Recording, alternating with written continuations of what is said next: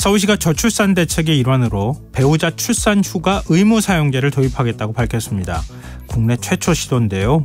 효과가 있을지 더 깊이 있게 들여다보는 인터뷰 시간에 서울시 이성은 양성평등 담당관과 얘기 나눠보겠습니다. 목요일 코너죠. 경제 이슈를 깊이 있게 살펴보는 경제일기에서는 국내 자산시장, 주식과 부동산 시장의 상황을 점검해 보도록 하겠습니다.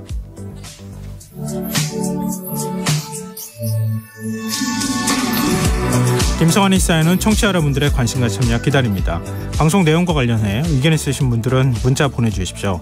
당첨된 분들께는 모바일 쿠폰 보내드릴 텐데요. 참여하실 번호는 샵9730이고요. 짧은 문자 50원, 긴 문자는 100원의 이용료가 부과됩니다. 또 저희 방송을 유튜브를 통해서도 실시간으로 시청 또 참여하실 수 있는데요. KBS 1라디오 채널 들어오셔서 구독, 좋아요 많이 눌러주시길 부탁드립니다. KBS 1라디오 김성환의 시사야. 그럼 지금 시작하겠습니다.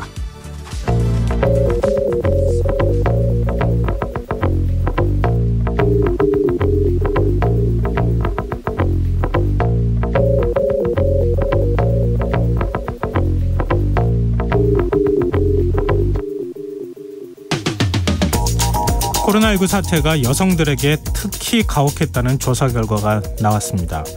여성가족부에 따르면 코로나19 사태가 이어졌던 지난 3년 동안 경력 단절을 겪은 여성 비율이 42.6%에 달했다고 하는데요.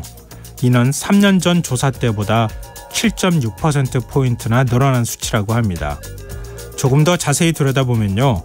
어린 자녀가 있는 30대 여성들이 가장 큰 타격을 입었다고 하는데요.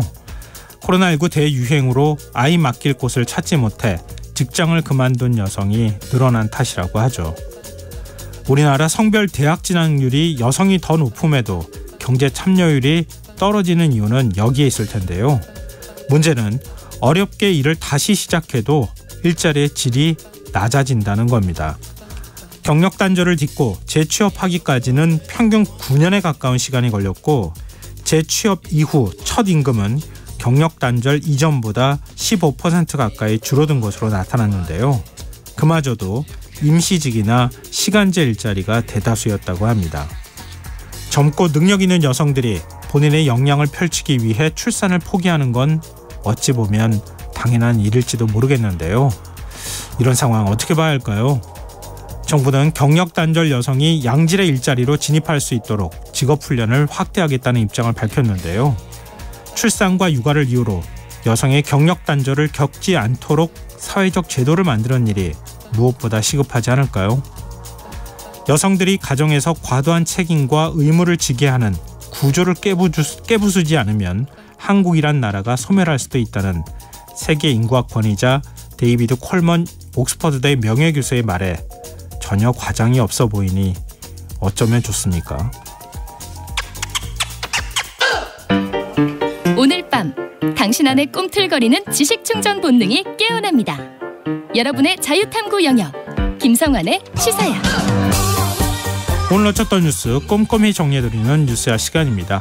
오늘은 곽재훈 프레시안 기자 나와 계십니다. 안녕하세요. 네, 안녕하세요. 네, 북한이 어제 서해성으로 발사했던 군사 정찰 위성 추락하는 장면이 지금 공개가 됐어요. 네, 오늘 북한 관영 조선중앙통신은 어제 북한 평북 철산군 동창리 발사장에서 발사된 위성 운반 로켓 천리마 1형이 화염을 일으키며 날아오르는 모습을 공개했습니다. 네. 발사 장소는 기존의 서해 위성 발사장과는 확연히 달라서 북한이 최근 기존 발사장에서 3km 정도 떨어진 바닷가에 조성한 새 발사장에서 발사가 된 걸로 추정이 됐는데요. 이종석 국방부 장관도 오늘 국회 국방위 전체회의 출석해서 한 발언에서 북한이 기존 이 서해 위성 발사장 인근 해안에 새로 지은 신규 발사장에서 발사를 감행했다고 평가했습니다. 네. 북한이 실패한 정찰 위성 발사 장면을 공개하면서 그 의도에 관심이 쏠리기도 했는데요. 신속한 실패 시인과 함께 위성이 탑재됐음을 확인할 수 있는 발사 사진을 공개해서 어제 발사체가 이 대륙간 탄도미사일 즉 ICBM 등 어떤 무기체계 그러니까 무력 과시가 아니라는 점을 강조하기 위한 의도가 아니냐 이렇게 추측이 되고 있습니다. 제가 방금 전에 질문하면서 추락하는 장면이라고 말씀드렸는데 그게 아니라 그러니까 발사 장면을 공개했는데 그 추락한 정찰 위성 발사 장면이 공개가 됐다. 네. 예, 그렇게 좀 정정하도록 하겠습니다. 김혜정 북한 노동당 부부장 담화도 나왔네요. 네, 김여정 북한 노동당 부부장은 오늘 북한의 군사정찰 위성 발사를 규탄한 미국을 비난하면서 북한은 위성 발사를 계속 추진하겠다고 밝혔습니다. 네. 김 부부장은 누구도 위성 발사에 대한 우리의 주권적 권리를 부정할 수 없다 이 제하에 담화해서 군사정찰 위성 발사는 북한의 자위권에 속한다고 주장했습니다. 김 부부장은 우리의 위성 발사가 굳이 규탄받아야 한다면 미국부터 시작해 이미 수천 개의 위성을 쏘아 올린 나라들이 모두 규탄을 받아야 한다면서 자가당착의 궤변이라고 주장했습니다.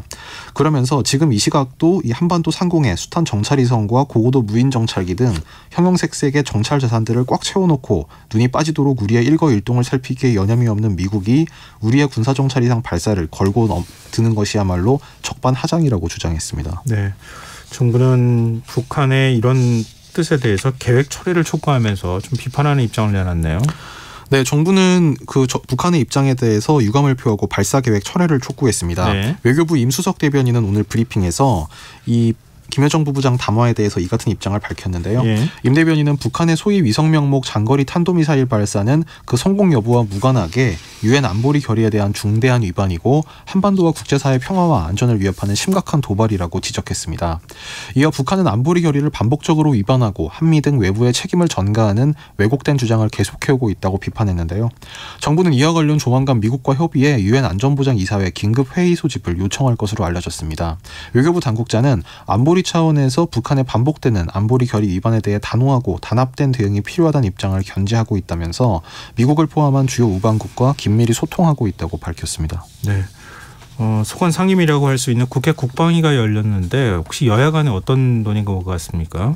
네, 오늘 국회 국방위원회에서는 먼저 이제 이종섭 장관으로부터 이 어제 북한 로켓 발사, 이 정찰위성 발사체 발사에 대한 평가가 좀 있었고요. 네. 이 장관은 이에 대해서 이 발사체 잔해, 그러니까 우리 군에 인양된 발사체 잔해는 로켓의 2단 부분으로 보고 있다.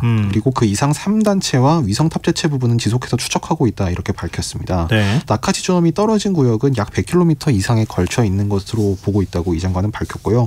추락 원인에 대해서는 추가 분석이 필요하다면서 다만 이번 발사가 2016년 광명성 4호 발사에 견져서 어떤 차이가 있냐는 질문에는 그때보다 엔진 출력이 좀 더 업그레이드 됐다고 평가한다면서도 당시에는 성공, 이번에는 실패한 것에 대해서 조금 더 분석이 필요하다고 설명했습니다. 네.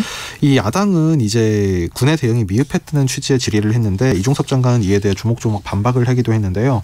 이 장관은 국가안보실과 군이 사전 준비부터 발사 과정, 발사 직후 경보 전파까지 전반적으로 잘 조치했다고 평가한다면서 피해가 우려되는 백령도 지역에 대해서도 지방자치단체와 협조해 경고 등 적절한 조치가 이뤄졌다고 말했습니다. 북한 도발에 대한 이 시민 대응 시스템을 재정비해야 한다는 지적에는 이 부분이 취약한 것은 어느 정도 알고 있다면서 오는 8월 그 울지 프리덤 실드 연습 때 전 국민이 동참하는 가운데 민방위 경보 훈련을 준비하고 있다고 말했습니다. 서울시의 전화문자 오발용 논란과 관련해서 정부가 대책을 마련 중에 있습니까? 네, 행정안전부는 오늘 낸 보도 참고 자료에서 민방위 경보 발령과 관련된 재난문자 발송 문구에 이 개선 방안과 향후 민방공 훈련을 포함한 민방위 훈련 계획 등은 국민 의견을 수렴하고 전문가 자문 등을 거쳐 종합적으로 검토하겠다고 밝혔습니다. 네. 어제 서울시가 이 북한의 군사 정찰위성 발사에 경계 경보를 발령하고 위급 재난문자를 발송해 한 데 대해서 행안부가 뒤늦게 오발령이라고 고지하면서 큰 혼란이 인바 있고 또 개선 필요성도 일부 제기가 됐는데요. 네. 이동훈 행안부 대변인은 오늘 기자들과의 정례 브리핑에서 국민 요구를 종합적으로 검토해서 육하 원칙이 이 재난 문자에 담기는 방향으로 가야 할 것 같다. 이런 방향을 밝혔습니다. 행안부는 오는 8월로 예정된 민방위 훈련을 대국민 훈련으로 확대 실시하는 방안도 검토하기로 했습니다. 행안부가 이렇게 한다고 해서 서울시도 또 이거 따라가는 거예요? 아니면 서울시는 독자적으로 또 하는 겁니까? 이번에 지금 서울시하고 행안부가 손발이 안 맞았잖아요. 그러니까 서울시가 어제 그렇게 대응한 것도 결국은 이제 행안부와 이 안보 유관 기관들 간에 미리 합의한 이 어떤 규칙에 따라서 이제 물론 서울시의 대응은 그 규칙에 대해서 좀 해석이 잘못됐다. 행안부가 이렇게 지적하고 있습니다만 네. 어쨌든 오늘 행안부가 밝힌 것은 그 규칙 자체를 좀 손봐서 이제 어제와 같은 그런 상황이 발생하지 않게 하겠다. 뭐 그런 취지인 걸로 보입니다. 네. 행안부가 오발령이라고 했더니 그 다음에 경보를 해제합니다. 오발령한 경보를 해제합니다. 이게 앞뒤가 안 맞는 그런 서울시 문자를 보내기도 했고. 네, 어제 오세훈 시장도 네. 오후에 기자회견 열어서 오발령이 아니다. 뭐 과잉 대응일 수는 있지만 오발령이라고 할 수 없다. 뭐 이런 입장을 설명하기도 했는데요. 그래서 서울시와 행안부가 좀 계속 엇박자를 내고는 있습니다. 네. 하여튼 굉장히 긴장했던 거에 비해서는 뭐 재난 문자 보내는 상황 자체는 굉장히 좀 맥 없어서 맥이 탁 풀리는 상황이었다 이렇게 봐야 될 것 같네요. 그리고 국방위에서 후쿠시마 원전 오염수 방류 문제나 우크라이나 무기 지원 문제도 논의됐다고요. 네, 오늘 국방위에서 다뤄진 현안이 좀 많았는데요. 이종섭 장관은 일단 그 후쿠시마 그 핵발전소 오염수 방류 문제에 대해선 어떤 경우라도 우리 해군 장병들이 오염된 물을 마시는 일은 없도록 할 것이라고 강조했습니다. 네. 이 장관은 함정에는 바닷물을 청수로 전환하는 조수기뿐 아니라 검사 장비까지 도입한다면서 다만 이것은 일본에 한정된 것이 아니라 일반적인 해양 오염에 대한 대비 과정이라고 설명했습니다. 이 장관은 오염이 됐다고 가정하고 어떻게 할 것인지 설명드리겠다면서 기본적으로 3일 이상 쓸 수 있는 청수, 식수까지 가능한 물을 가져가고 작전하면서 물이 줄어들면 조수기를 이용해 해수를 담수로 변환해 보충한다고 설명했습니다. 또 이 장관은 우크라이나에 탄약을 지원할 것이냐라고 묻는 야당 의원의 질의에 대해선 네. 정부가 직접 탄약을 지원하는 건 없다는 입장을 되풀이했습니다.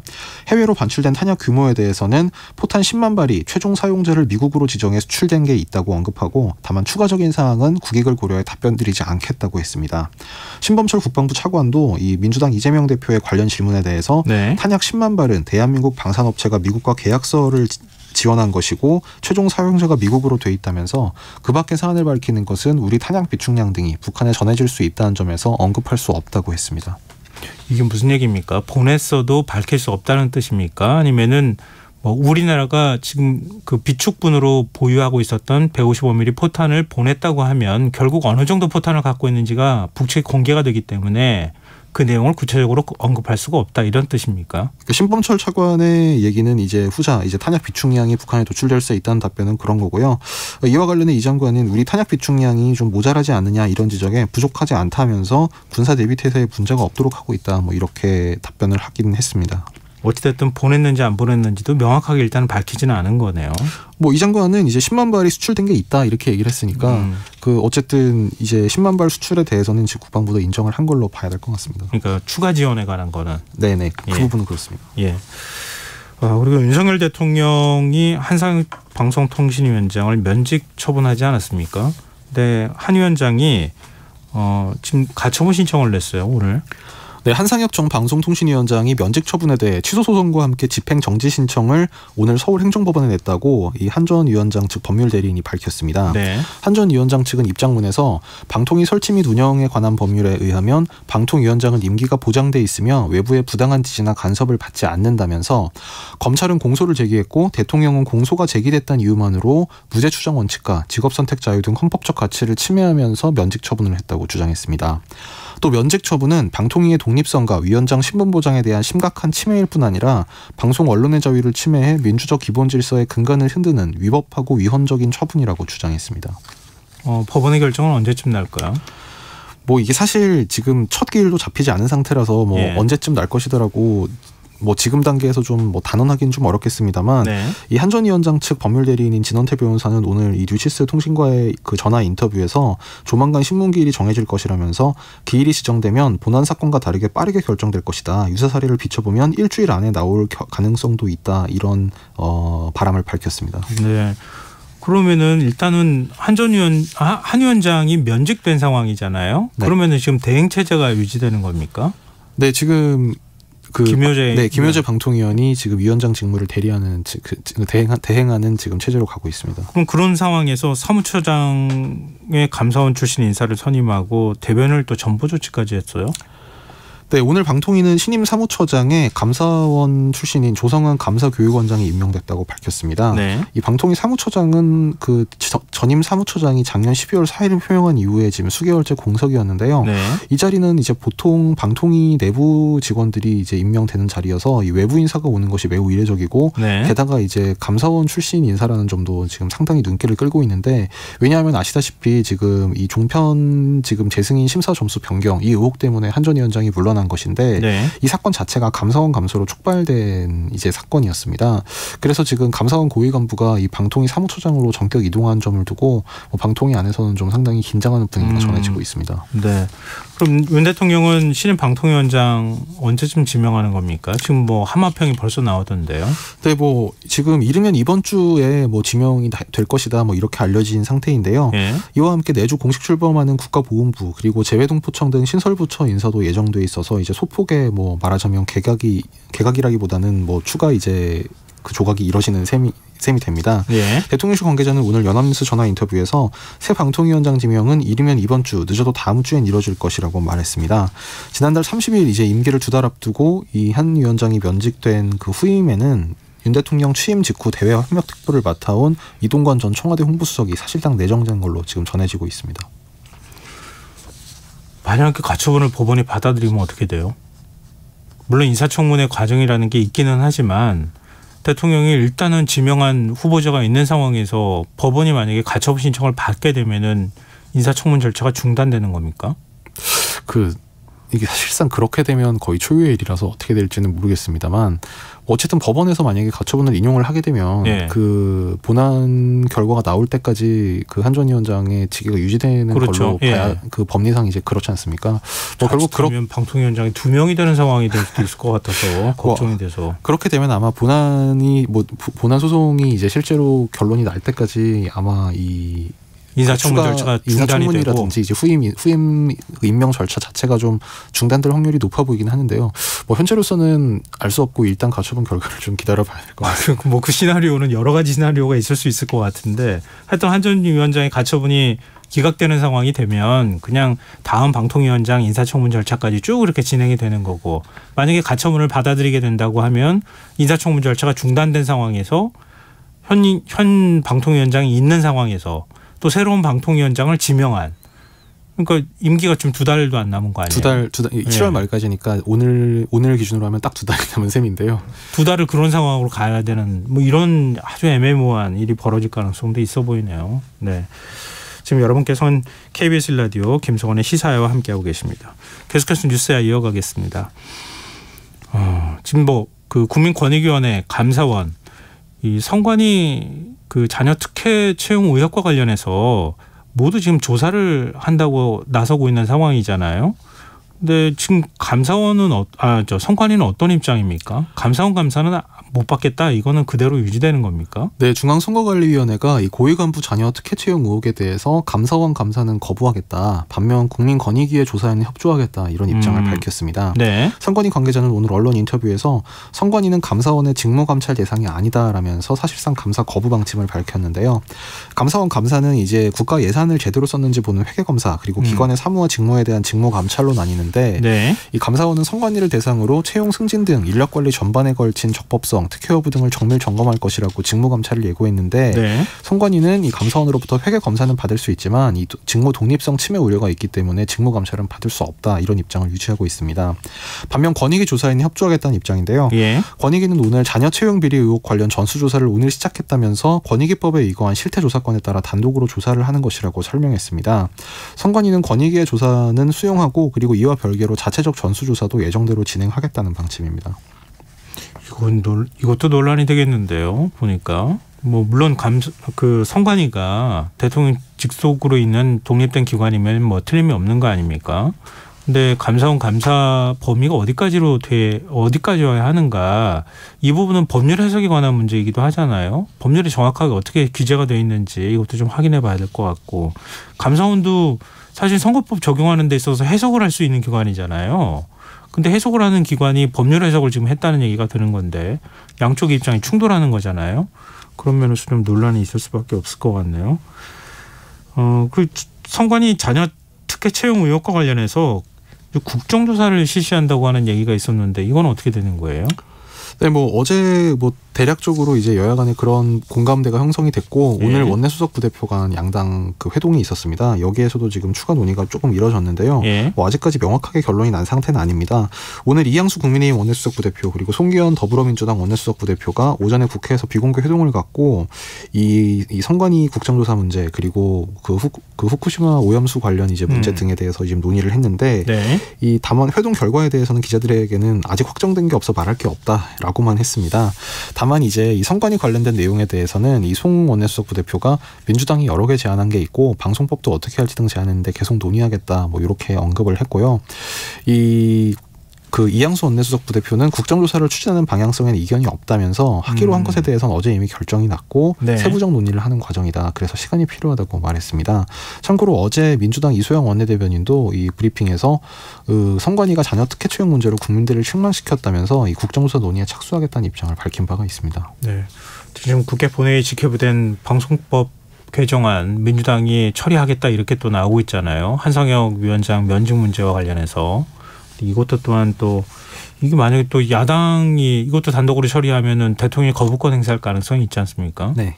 이것도 좀 논란이 될 가능성이 이제 크겠네요. 우리 경찰이 최근에 이제 노동조합의 시위와 관련해서 굉장히 강경 대응하고 있는 상황이잖아요. 근데 지금 윤석열 정부 출범 이후 처음으로 잡힌 노사정 간담회가 이 문제와 관련해서 노조 측에서 반발하면서 결국 무산이 됐어요. 네, 원래 오늘로 예정됐던 노사정 대표자 간담회가 하루를 앞두고 그러니까 어제 무산이 결정됐습니다. 예. 어제 한국노총 김동명 위원장이 국회에 와서 기자회견을 하면서 이 경찰의 이 노조 하청 노조 이 시위자들에 대한 폭력 진압 규탄 회견을 열었는데요. 네. 이 자리에서 6월 1일 노사정 대표자 간담회가 예정돼 있었지만 그 윤석열 정권의 폭력 연행과 진압을 보며 한국노총은 윤석열 정권이 노동계와 대화할 생각도 의지도 없음을 분명히 확인했다. 그래서 불참하겠다는 입장을 밝혔습니다.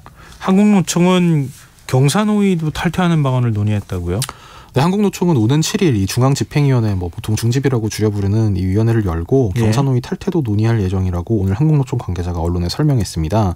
어제 김동면 한국노총 위원장이 기자회견 이후에 이 탈퇴 가능성에 대해서도 언급이 좀 노총 안팎에서 나왔고 네. 그래서 이제 중집 논의를 거쳐서 결정할 예정이라는 취지입니다.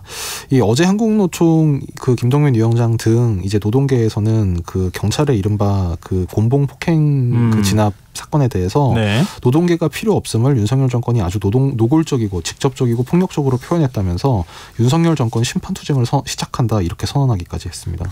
그 곤봉을 맞았다고 하는 사람이 한국노총 산하 금속노조에 있는 그 간부인 거잖아요. 네, 하청 노조에 네. 그렇습니다. 근데 김문수 경사노위 위원장 교체 목소리가 국민의힘 내부에서 나온 건 어떻게 봐야 되는 거예요? 지금 이제 왜냐하면 경사노위에 물론 이번 사건도 이번 사태도 이번 사태입니다만 앞서서도 이제 근로시간 제도 개편 등 이제 노동개혁 관련 현안들이 쌓여 있었는데도 한국노총이 지금 정부가 추진하는 노조 회계 투명성 강화 이제 이런 점이 좀 너무 반노동적이다 이렇게 반발하면서 대화에 참여하지 않고 있었고 네. 특히 이제 김문수 위원장 같은 경우에 과거 반노동 발언 등으로 노동계와 계속 불편한 관계가 이어지고 있기 때문에 네. 차라리 위원장 교체 등을 통해서 노동계가 경사노위에 다시 참여할 명분을 좀 주는 게 어떠냐 이런 의견이 어제 이 여당 국민의힘의 노동개혁특별위원회 확대회의 때 이제 일부 그런 의견이 제시된 걸로 알려졌습니다. 그러니까 민주노총은 사실은 뭐 그동안에 워낙 그 갈등 관계이기도 했었고 정부의 뭐 노사정 테이블이나 이런 데도 안 들어왔는데 한국노총 정도는 들어와야 되는 거 아니냐. 한국노총도 지금 안 들어오면 어떡하느냐. 그래서 한국노총에서 비판하고 있는 경사노위 위원장을 교체하는 게 어떻겠느냐. 이렇게 지금 되는 거잖아요. 네네 그런 거고요. 특히 이제 조금 내년 총선을 앞둔 상황에서 이 한국노총과 계속 이렇게 불편한 관계를 뭐 이어가는 것에 대해서 당내에 좀 부담도 지금 감지가 되고 있는 것 같습니다. 네. 한국노총은 요즘에 민주당하고 같이 움직이는 것 같은 그런 분위기도 있으니까요. 근데 윤희근 경찰청장이 화물연대 노조 간부를 검거한 경찰관들을 특진 임용했다고 하는 소식도 있어요. 네, 윤희근 경찰청장은 오늘 경북경찰청을 방문해서 이 경북청 반부패 경제범죄수사대 소속 김희준 수사관을 경감으로 1계급 특진 임용했습니다. 김 경감은 작년 12월 사측을 협박해 수수료 인하 합의서 작성을 강요한 혐의 등으로 화물연대 노조 간부 9명을 검거한 공적으로 이 특진 대상이 됐는데요. 이 김 경감이 그 검거한 이 노조 간부들은 파업에 참여하지 않았다는 이유로 운행 중인 화물 운송 차량을 뒤따라가 가로막는 업무방해 혐의도 받고 있었습니다. 네. 알겠습니다. 경찰청장이 시위 현장을 지휘하고 노조 간부 검거했다고 특진하고 이렇게 하면은 일선 경찰들은 어떤 생각을 할지가 좀 궁금하네요. 자, 오늘 뉴스야 여기까지 하겠습니다. 지금까지 곽지원 프레시안 기자였습니다. 고맙습니다. 감사합니다.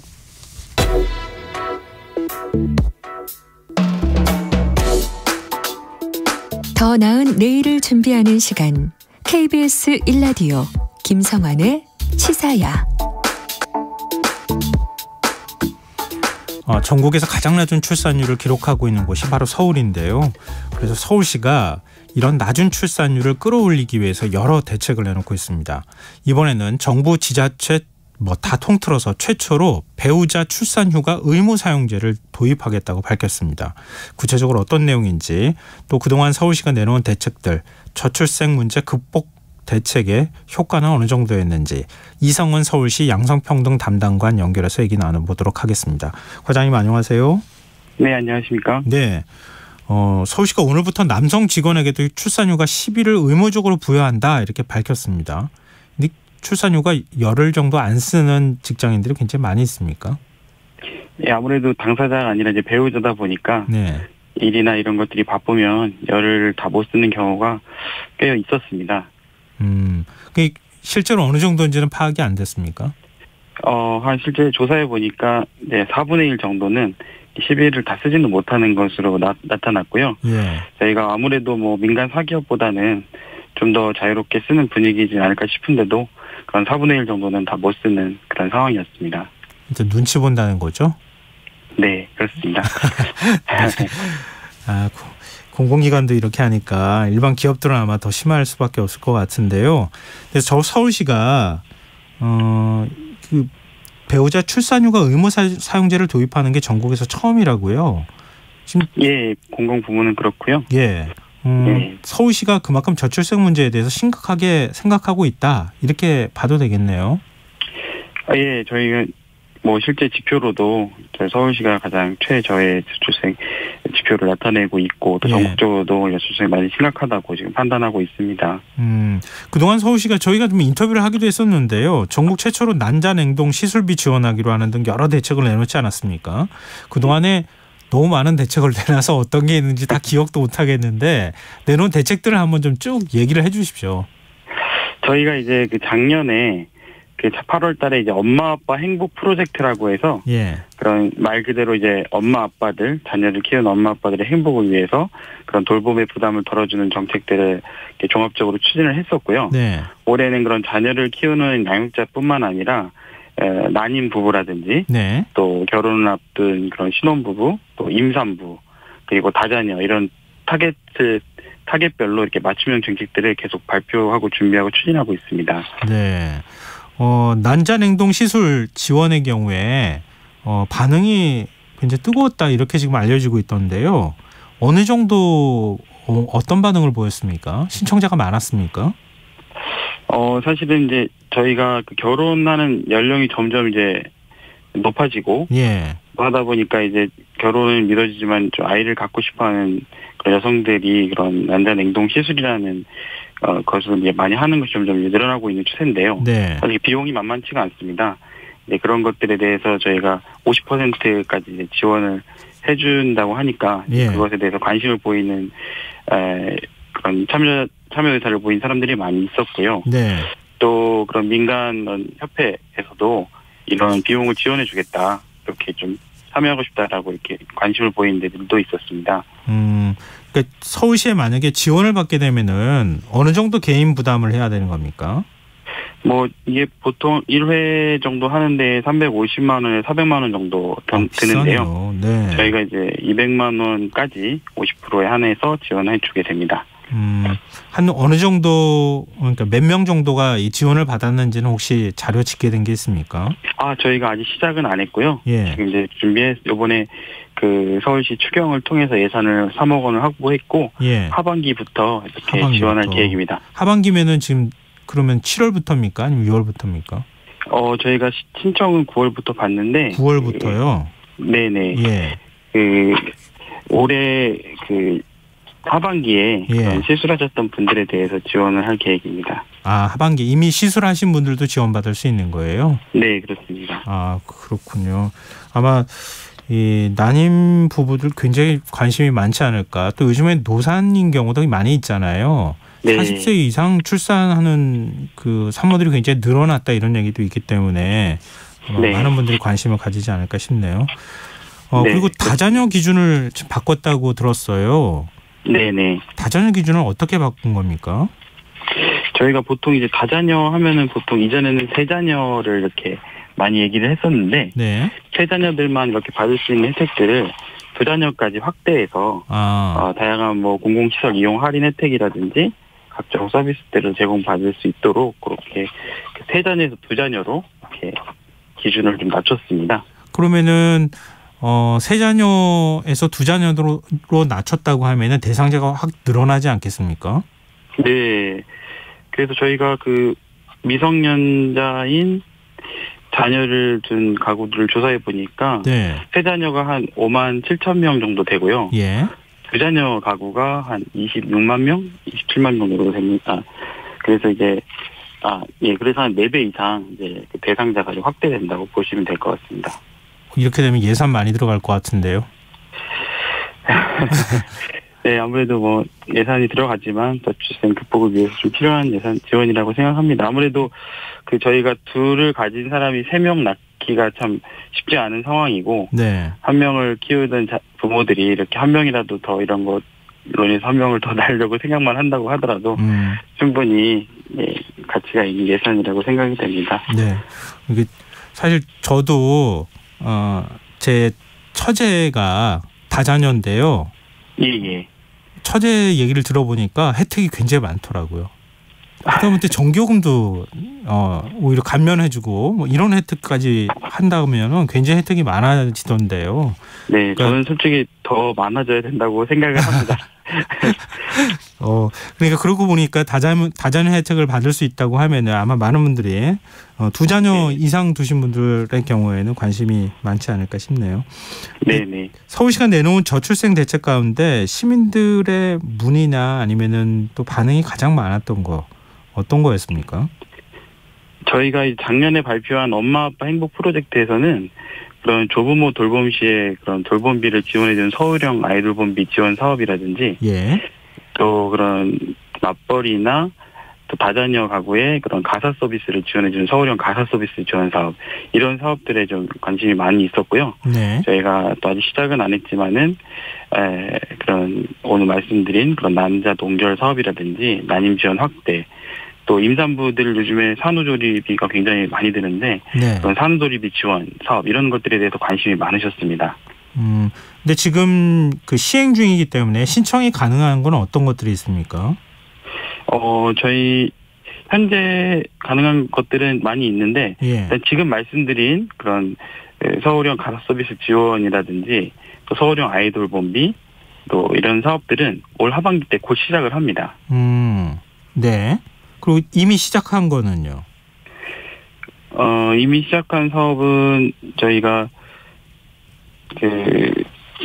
서울 엄마 아빠 택시 이런 사업들 추진하고 있고요. 사실 그리고 저희 서울형 키즈 카페나 엄마 아빠 VIP존 같이 편한 외출을 지원하는 사업들은 계속 시행을 하고 있고, 또 이런 아픈 아이를 돌봐주는 틈새 돌봄 사업 이런 사업들은 현재 다 진행 중인 사업입니다. 그렇군요. 지금 그러면은 하반기부터 시행하는 거 사업의 경우에는 추경에서 예산을 편성하는 겁니까? 네, 그렇습니다. 아, 그렇군요. 네, 그래서 곧 시작하니까 좀 관심 가지고 꼭 잘 때에 맞춰서 신청해 주시면 좋겠습니다. 네. 근데 정책을 발표한 다음에 아이를 키우는 엄마 아빠들과 간담회를 또 가졌다고 들었어요. 네. 주로 이제 직접 생생한 자녀를 돌보고 키우는 데 있어서 어려운 점이 뭔지 목소리를 듣지 않으셨겠어요? 어떤 얘기들을 네. 많이 호소하던가요? 저희 보통은 이제 아주 자기가 경험한 이야기들을 많이 해주셨고요. 예. 자기가 딸아이가 있는 아빠인데 외출을 다닐 때 화장실을 다니기가 너무 곤란하다. 그래서 가족 화장실 같은 거를 만들어 주셨으면 좋겠다 이런 얘기도 있었고요. 네. 또 그런 공공기구 공간에 어떤 수유실을 설치한다는 얘기라든지, 또 등하원이나 아픈 아이 돌봄 서비스를 사실 저희 서울시가 추진을 하고 있지만 지금 전자치구로 확대되지는 못했습니다. 그래서 자기 자치구가 확대가 안 돼서 좀 아쉽다 이런 말씀도 있었고, 또 다둥이 가정에 대한 지원을 확대해달라 이런 또 건의도 있었습니다.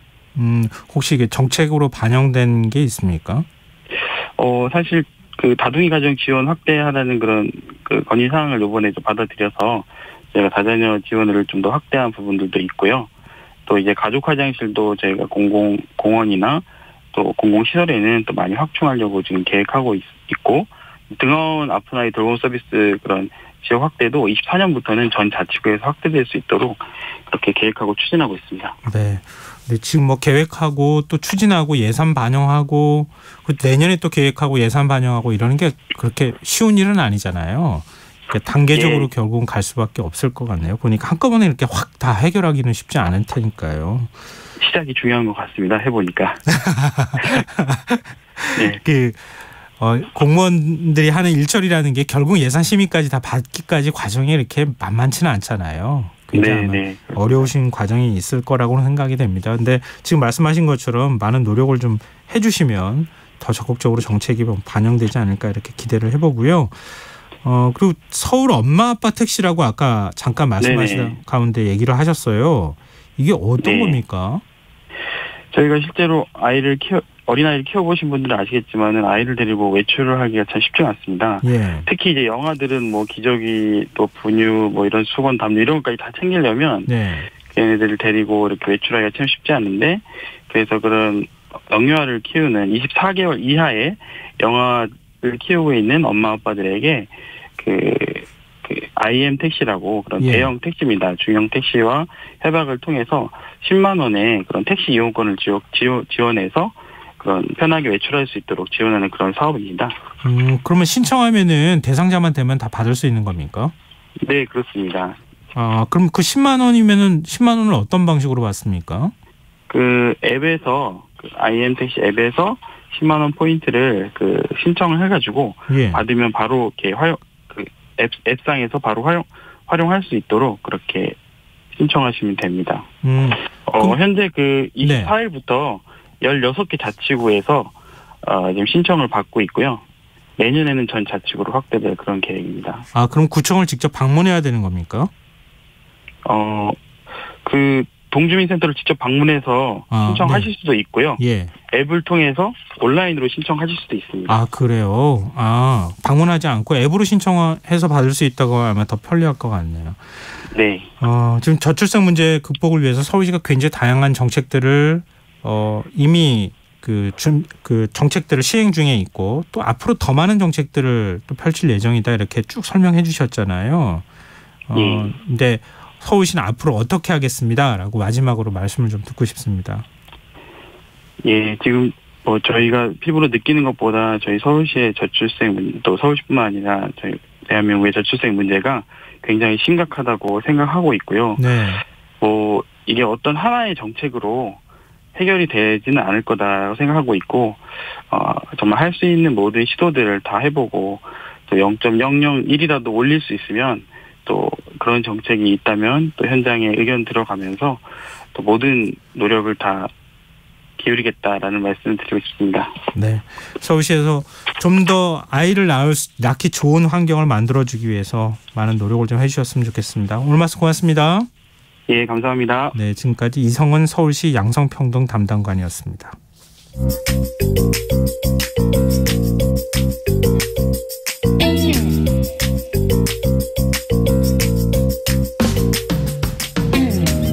복잡한 정책부터 실물 경제와 투자까지 눈여겨봐야 할 경제 이슈 깊이 있게 살펴보는 시간입니다. 경제읽기 경향신문 박병렬 경제부장 전화로 만나보겠습니다. 안녕하세요. 네, 안녕하세요. 네, 요즘 집값이 다시 오른다던데 이래서 많은 분들이 관심을 갖고 계시기도 하던데요. 주식시장도 좋아지는 것 같기도 하고요. 여기에 대해서 이제 얘기를 좀 오늘 해주시는 걸로 알고 있는데요. 먼저 우리 주식시장 얘기부터 좀 해볼까요? 네, 요즘 다시 술자리에서 주식 얘기하시는 분들 있다, 이런 얘기들이 좀 들리고 있는데요. 아무래도 우리 국민들, 그러니까 개인 투자자들이 가장 많이 산 주식이 삼성전자인데, 이 지금 삼성전자 주가가 다시 이제 7만 원을 넘어서니까 이제 이런 또 얘기들이 나오는 것 같습니다. 오늘은 삼성전자 주가 소폭 하락을 했습니다만, 그래도 7만 900원으로 7만 원을 넘었었는데요. 우리가 흔히 이제 시쳇말로 7만 전자다, 이렇게 지금 얘기를 합니다. 보통 주식시장에서는 속설이 하나 있는데요. Sell in May라는 게 있습니다. 그러니까 5월에는 팔아라, 이런 얘기인데 5월에는 이제 통상 이제 주가가 떨어지니까 별로 시장이 재미가 없다. 그러니까 이제 팔고 여름을 기다려라, 이제 이런 얘기입니다. 그런데 이제 올해 코스피, 코스닥 이런 속설 깨고 주가가 좀 상승을 했는데요. 오늘 코스피 전날보다 소폭 떨어졌습니다만 그래도 2,569 5월 초에 비하면 여전히 이제 올라 있는 상태입니다. 이렇게 이제 주가가 5월 들어가지고 의외로 강세를 보인 이유 보면은 이제 외국인들 때문인데요. 올 초부터 외국인들이 왕성하게 우리나라 주식을 사들이고 있는데 특히 5월 와서 또 또 계속 사들였고, 예. 현재 오늘도 보니까 또 외국인들 또 역시 또 주가는 떨어졌습니다만 소폭 더 순매수를 했습니다. 지난달 23일 이후에 계속해서 지금 순매수 행진을 하고 있습니다. 아니, 정부도 뭐 우리 경제가 상저 하고가 될 것이다 이렇게 얘기하고 있잖아요. 그러니까 네. 하반기부터는 좋아질 것이다 이렇게 얘기를 예측하고 있는 상황인데 외국인 투자자들도 그렇게 보고 있다는 거예요? 네, 일단 뭐 경제가 좋아진다, 그리고 우리 기업들이 좋아지는 것 같으니까 외국인들이 산다 이렇게 보셔야 되는데요. 예. 그런데 여기서 좀 착시 현상을 조금 조심을 하셔야 되는 것 같습니다.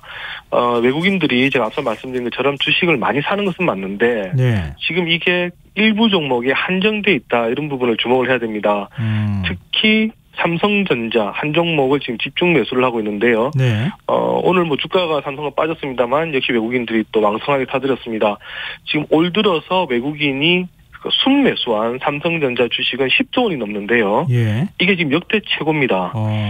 그 전에 가장 많이 산 게 2000년 IT 버블 때 한참 삼성전자 사들였을 때 그때가 이제 3조 6천억 원이었는데 네.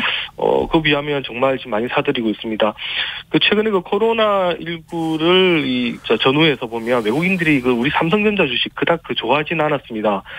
보니까 2019년에 2조 9천억 원을 사들인 이후에 2020년에는 7조 원, 2021년에는 11조 원, 2022년에는 뭐 5조 원, 그러니까 5조 5천이니까 약 한 6조 원.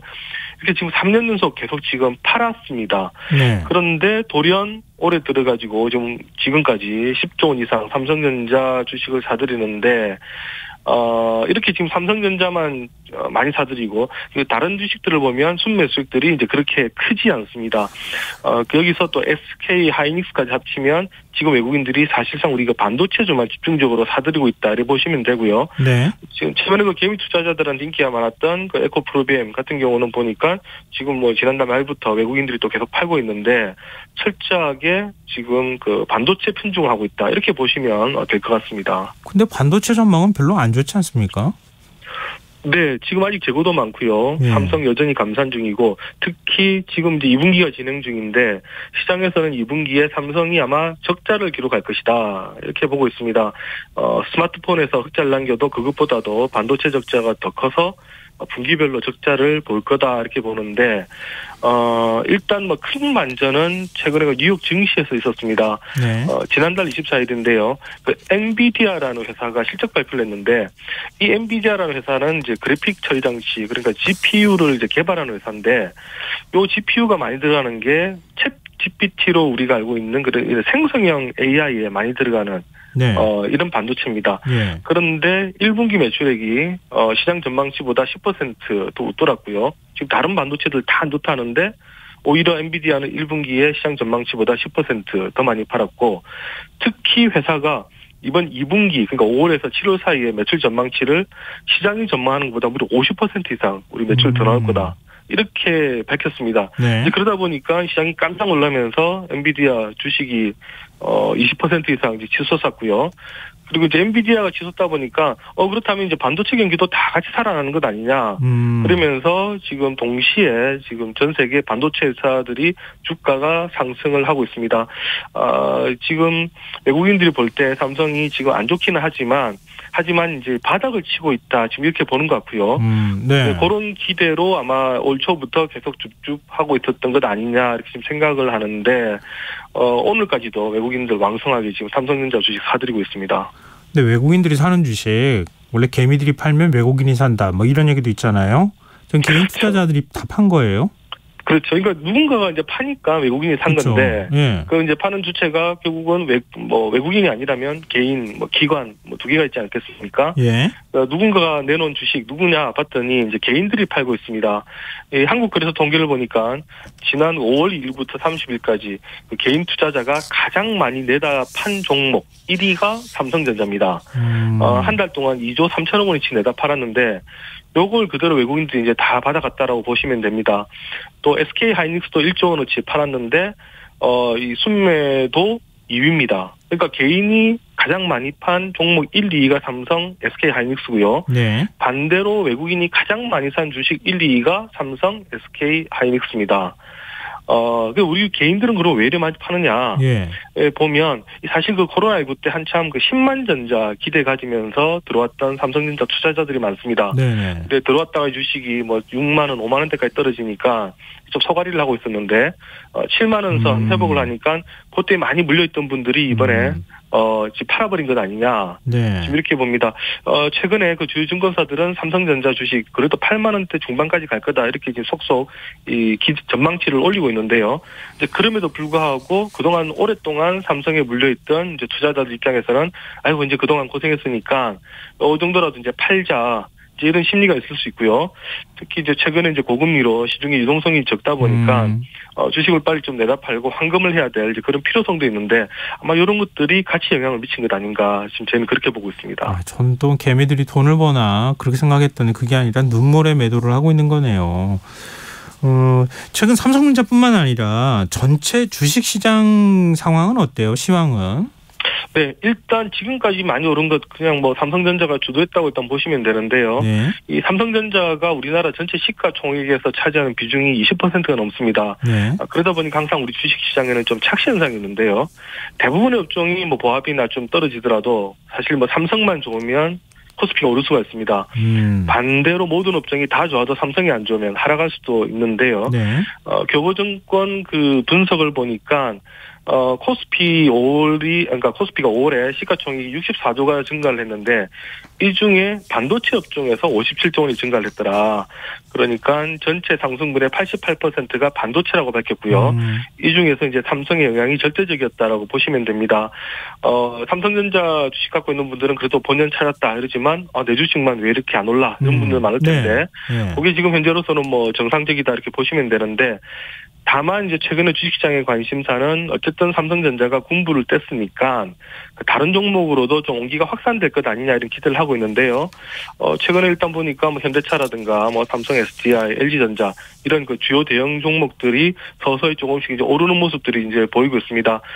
실제로 어제 같은 경우에 시총 상위 기업들이 일제히 올랐는데 이런 모습 상당히 저희가 이제 오래간만에 봤다 이렇게 보시면 됩니다. 아까 말씀하신 것처럼 그러면 한국 경제가 좋아서 들어오느냐? 일단 요것보다는 일단 뭐 외국인들이 들어올 수 있는 그 글로벌 환경이 좀 있었다. 일단 저는 그 보는데요. 하나는 그동안 뭐 미국의 실리콘밸리 은행 파산하면서 중소은행 위기가 있었는데 요것들이 좀 완화가 되면서 투자 심리가 살아난 것 같기도 하고요. 또 이제 미국 정부의 그 부채 한도 협상 요게 또 이제 어쨌든 진척이 되다 보니까 또 투자 심리가 좀 회복된 그런 부분도 있습니다. 그리고 이제 또 다른 의견은 지난 2년간 코스피가 빠져도 좀 너무 많이 빠졌다. 그래서 이제 외국이 볼 때 이제는 한국에 들어가도 그래도 이제 한국 경제 기업들 능력을 보면 이 정도는 오를 거다라고 하는 기대가 있지 않나 이런 얘기도 있는데 최근에 특히 4월에 노르웨이 국부펀드가 우리나라 주식시장에서 1조 원어치 사들였습니다. 이렇게 많이 사들이는 경우 잘 없는데 국부펀드들은 보통 중장기 투자를 하거든요. 예. 뭐 그런 걸 생각한다면 일단 어쨌든 국내 증시가 좀 저평가돼 있다라고 외국이 보는 것 아니냐 저희가 이제 이런 좀 기대하는 측면도 또 하나 있습니다. 그리고 이제 마지막으로 최근에 이제 미국이 공급망 재편 지금 하고 있는데요.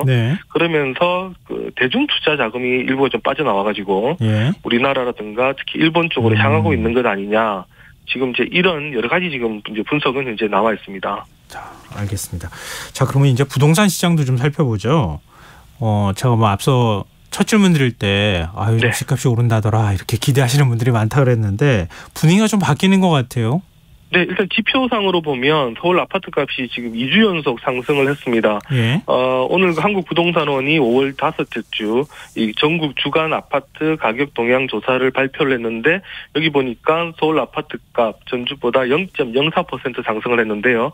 지난주 0.03% 상승하면서 1년 만에 이제 상승세로 이제 돌아섰습니다. 어디가 올랐느냐 봤더니 강남, 서초, 송파 이른바 이제 동남권에서 지금 가격이 지금 많이 지금 오르고 있고요. 그리고 이제 이 영향을 받다 보니까 뭐 동대문, 은평, 서대문, 영등포 이쪽에서도 보니까 지금 하락 행진을 멈추고 있고 이제 성북구의 경우도 이번 주는 이제 0.01% 좀 상승을 하는 이런 모습을 지금 보이고 있습니다. 지금 이게 가계 대출이 늘어난 것과도 관련이 돼 있는 거예요? 네, 아무래도 집값 거래가 늘어나면 가계대출 그중에서 이제 주택담보대출이 좀 늘어날 텐데요. 저희가 4대 은행의 5월 가계대출 잔액을 한번 보니까 이 1,431억 원이 이제 불어났습니다. 이게 지금 17개월 만에 가계대출 잔액이 불어난 건데 세부 내용을 보니까 주택담보대출 잔액이 전달보다 지금 약 한 7천억 원 이제 불어났는데 이유가 보니까 아무래도 최근에 그 주택담보대출 금리가 좀 많이 떨어졌거든요. 금리가 이제 뭐 3%대까지 그리고 4%대 이 정도 형성이 돼 있는데 그러다 보니까 다시 이제 이 주택담보대출 빌리는 수요가 좀 늘어난 것 같고요. 특히 또 최근에 그 전세자금 대출 이런 부분 다만 이제 전세자금 대출 요거는 이제 좀 최근에 아무리 전세 시장이 안 좋다 보니까 그리고 가격도 떨어지다 보니까 좀 줄었는데 어쨌든 주담대가 좀 늘었다라는 것은 이게 좀 부동산 시장으로 흘러가는 것 아니냐 이렇게 좀 관측을 할 수 있을 것 같습니다. 나 그러면은 이제 집 사야 되나? 집 살까 말까 망설이던 분들이 많을 것 같은데요. 어떻게 보세요? 네, 하지만 또 조금 더 제가 좀 지켜봐야 되는데요. 이 5월에 서울 아파트 거래량을 보니까 이게 근데 4월보다 지금 40%가량 줄었습니다. 그러니까 지금 거래량 자체가 살아났던 건 아니라는 얘기고요. 그리고 이제 호가가 좀 많이 지금 뛰고 있는 이런 상황이다라고 봐야 되는데 그래서 아직까지는 시장에서는 이제 본격적인 상승세를 점치는 건 좀 이르지 않느냐 이런 시각이 좀 많습니다. 이 5월에 서울 아파트 매매 거래 보니까 지금 1,768건 이 서울 부동산 정보광장에 그 자료에 이렇게 나와 있는데요. 전월이 3,100건이니까 지금 또 한참 못 미치는 수준입니다. 제가 볼 때는 일단 급매물 팔리고 그러면서 지금 조정 단계에 있는 건 많은데 사야 되나 말아야 되나 지금 이렇게 망설이는 분들도 많고 반면에 파는 분들은 지금 더 받고 싶어 하다 보니까 거래량 자체는 아직은 많지 않다. 알겠습니다. 일단 여기서 좀 착시가 있을 수 있다. 이런 부분은 좀 감안하셔야 될 것 같습니다. 네, 알겠습니다. 이것도 역시 또 고민거리가 될 수밖에 없겠는데요. 자, 경제읽기 지금까지 경향신문 박병률 경제부장이었습니다. 오늘 말씀 고맙습니다. 네, 감사합니다. KBS 라디오 김성환의 시사야 1부 순서 여기서 마무리하겠습니다. 전 11시 전과 2부에 다시 오겠습니다.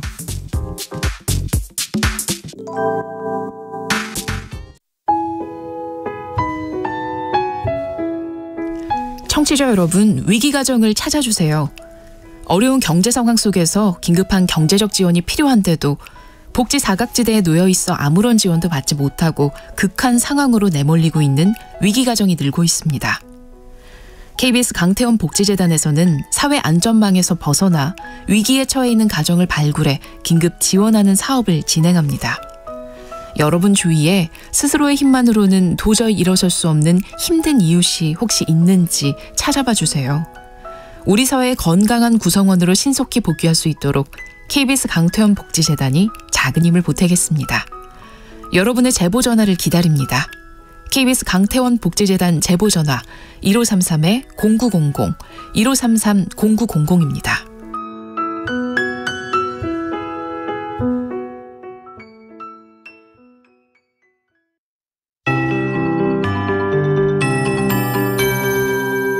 KBS 58분 날씨. 내일은 전국이 대체로 흐리다가 오후에 가끔 구름 많겠습니다. 아침까지 중부 서해안과 경기 북부, 전라권에 안개 끼는 곳 있겠습니다. 교통안전에 유의하시기 바랍니다. 현재 정체전선의 영향으로 남부지방과 충청 남부, 호우주의보가 발효 중인 제주도와 경남 거제에 내리고 있는 비는 새벽에 대부분 그치겠고 제주도와 경남권 해안은 아침까지 이어지겠습니다.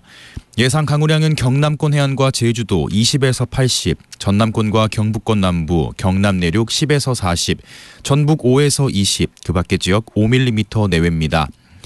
또한 대기 불안정으로 오후부터 저녁 사이 경기 동부와 강원 내륙 산지, 충북 북부와 경북 동부에 5에서 20mm의 소나기 오는 곳 있겠습니다. 내일 아침 최저 기온 서울 18도, 광주 20도 등 전국이 16에서 20도의 분포를 보이겠습니다. 낮 최고 기온은 서울 27도, 대구 30도 등 전국이 23에서 31도로 남부지방을 중심으로 30도 이상 올라 덥겠습니다. 내일 전국의 미세먼지 농도 전 권역이 보통으로 예상되고 인천과 경기 남부, 충남은 오전에 나쁨 수준 보이겠습니다. 서울 현재 기온 21.6도, 습도 72%, KBS 58분 날씨 박성준입니다.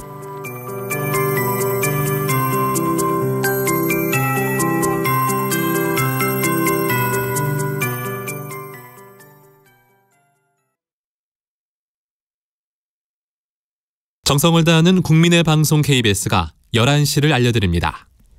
AM 711kHz, FM 97.3MHz KBS 1라디오입니다. HLKA.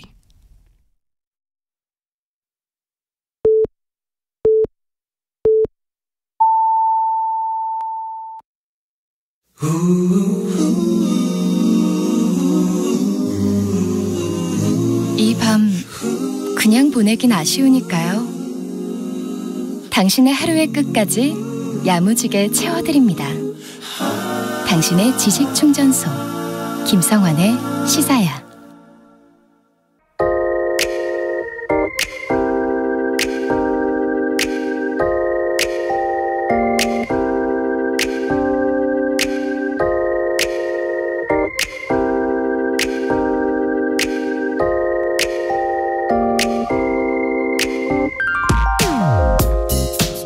당신이 전기차 좋아해서 이번에는 전기차 빌렸어.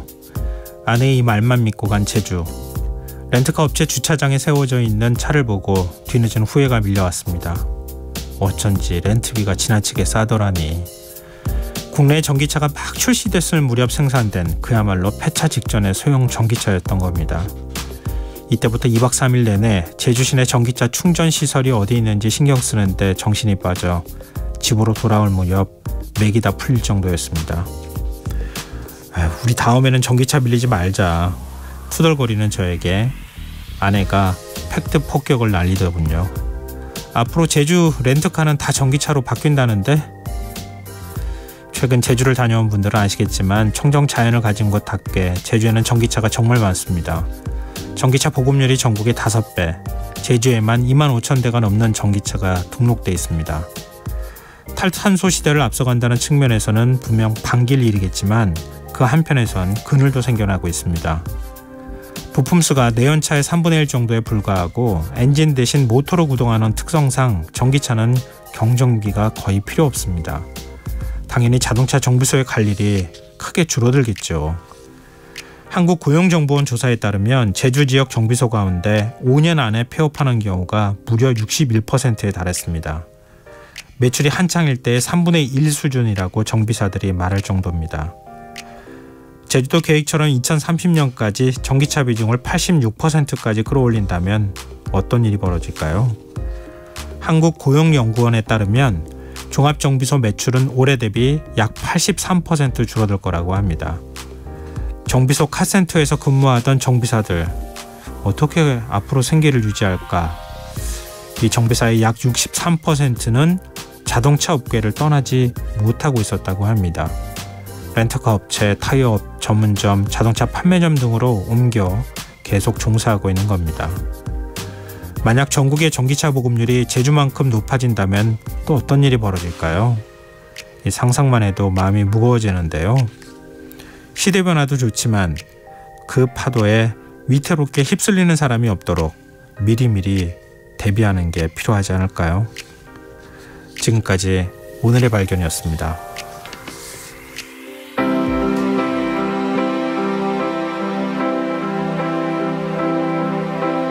When I was a boy, I had a dream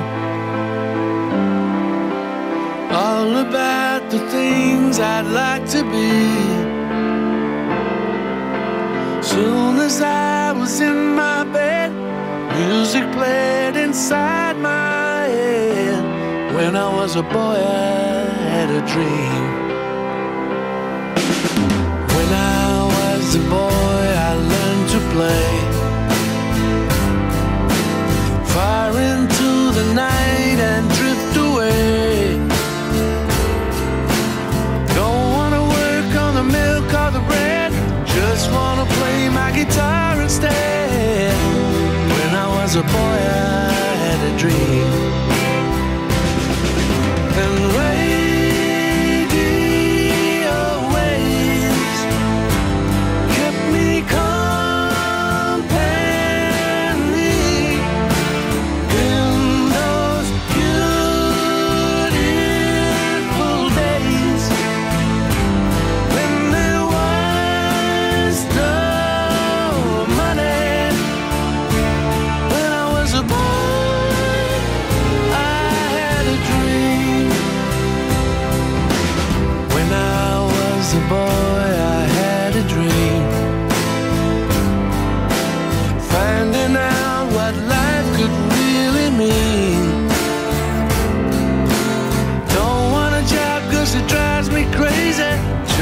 gonna sing, do you love me, baby?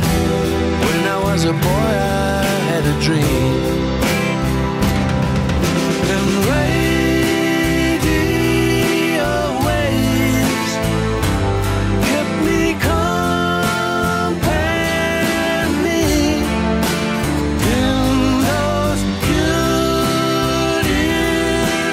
days when there was no money. When I was a boy, I had a dream.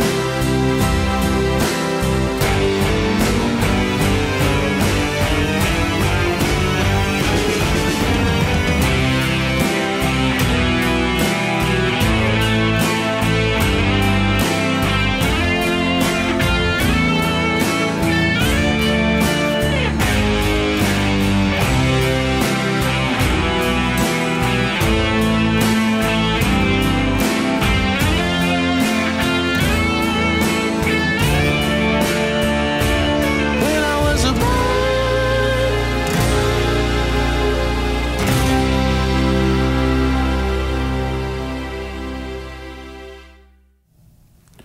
오늘의 발견에 이어서 일렉트릭 라이트 오케스트라의 When I Was a Boy 들으셨습니다.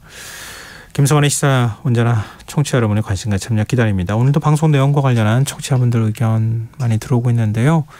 휴대전화 뒷자리 2123 쓰시는 청취자분께서 전기차 도입 초창기에 자동차 경정비 업체 종사자가 줄어들 거라는 전망을 듣긴 했어요. 설마 했는데 제주도에서 지금 일어나고 있는 일이네요. 특성화고 학생부터 내연기관 정비 기술을 배우지 않으려고 하겠네요. 일자리는 줄어들고 기술이 발달하는데 왜 이렇게 살면 팍팍해질까요? 이렇게 문자 주셨어요. 그리고 5230님 2-3년 전부터 단골 카센터 사장님이 폐업과 다른 창업을 심각하게 고민하는 모습을 봤습니다. 결국 카센터는 몇 달 전에 문을 닫았더군요. 씁쓸한 오늘의 발견이네요. 이렇게 또 직접 경험담을 저희한테 알려주셨습니다. 글쎄요. 전기차 보급 앞으로 더 늘어나겠죠. 이 추세일 것 같아요. 앞으로 유럽에는 아예 뭐 한 10년 뒤쯤이면은 내연기관 차를 생산 안 하기로 다 뭐 EU 차원의 결정이 났다고 하던데요. 물론 그걸로 과연 되겠느냐라고 하는 반론도 있기는 한데요. 우리도 추세는 그렇게 자꾸 가게 될 것 같아요. 아직 충전 인프라가 좀 부족해서 전기차 판매량이 좀 적은 것도 있기는 한데 그것만 좀 갖춰진다면은 판매량이 급속도로 늘어날 가능성이 있거든요. 이런 현상이 조만간 한 10년 내에 우리나라 전체에서 벌어질 수 있겠다. 이런 생각이 듭니다. 근데 한편으로 그런 생각도 하게 돼요. 우리 로봇이 산업 현장에 많이 보급되고 있잖아요. 근데 일부러 로봇을 선진국에서 보급 안 한다는 얘기가 있어요. 왜냐하면 일자리가 더 중요하니까. 그러니까 많은 사람들이 일할 수 있도록 하는 환경 자체를 해치면 안 된다. 이런 또 가치나 정신들을 반영하고 있다고 하거든요. 근데 그런 거를 어떻게 이런 문제하고 접목시켜서 다른 일자리를 찾도록 교육을 해주는 것도 참 중요할 것 같고요. 일자리를 자꾸 시대 변화에 따라서 따라가지 못하는 사람들은 자연스럽게 도태된다는 생각하지 말고 그런 사람들이 좀 더 많은 일자리를 가질 수 있도록 노력하는 것도 필요하지 않을까 그런 생각이 듭니다. 네, 청취자분들 의견 고맙습니다. 계속해서 의견 많이 보내주시고요. 저희가 추첨해서 당첨된 분들께 모바일 쿠폰 선물로 드리겠습니다. 참여하실 문자번호는 샵 9730이고요. 짧은 문자 50원, 긴 문자는 100원의 정보 이용료가 부과됩니다. 콩 게시판 KBS 라디오 유튜브 채널도 활짝 열어두고 기다리고 있겠습니다. KBS 라디오 김성환의 시사회와 함께하고 계신 지금 시각은 11시 9분입니다.